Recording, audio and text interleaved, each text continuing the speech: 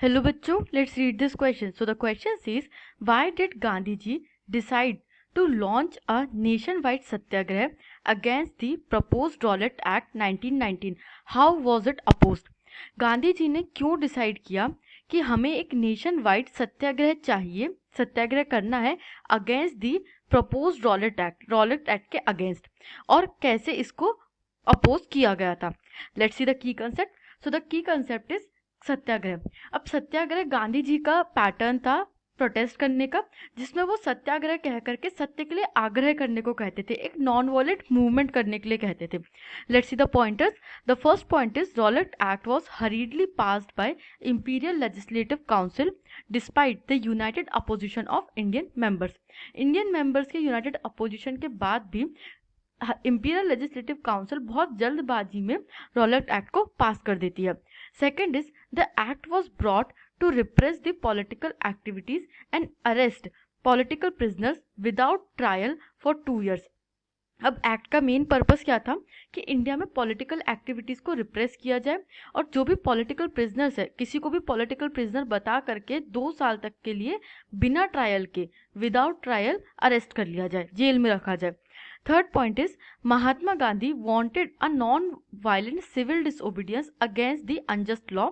He started the Satyagraha with a हड़ताल on 6 April 1919.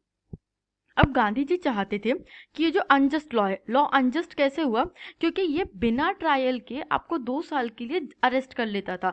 किसी भी पर्सन का राइट होता है कि अरेस्ट होने के बाद उनको ट्रायल के लिए भेजा जाए, कोर्ट में जज के सामने भेजा जाए, उसके बाद प्रूफ होगा कि उनने गलती करी है या नहीं करी है.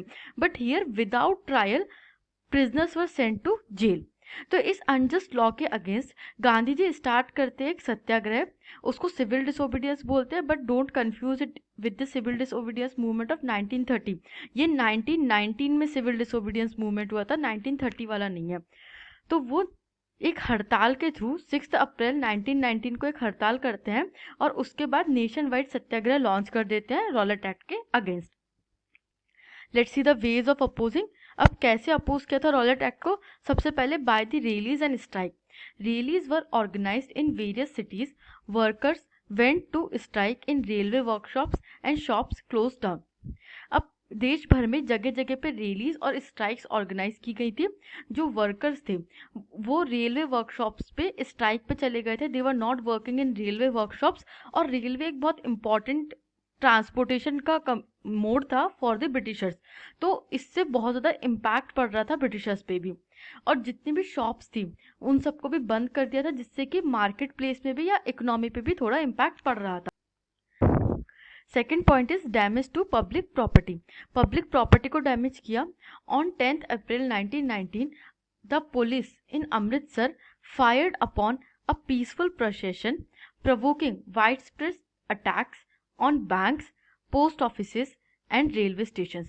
अब 10 अप्रैल 1919 को एक पीसफुल प्रोसेशन निकल रहा था इन दी अमृतसर, और पुलिस उसके ऊपर अटैक कर देती है, उसके बाद फायर ओपन कर देती है, और इस वजह से लोग प्रोवोक हो जाते हैं और वाइड स्प्रेड अटैक्स होने लगते हैं. जो भी पब्लिक प्रॉपर्टी होती है like banks, post offices and railway stations, इन सब पे वाइड स्प्रेड अटैक्स होने लगते हैं, और इस तरीके से अपोज किया गया था रॉलेट एक्ट को.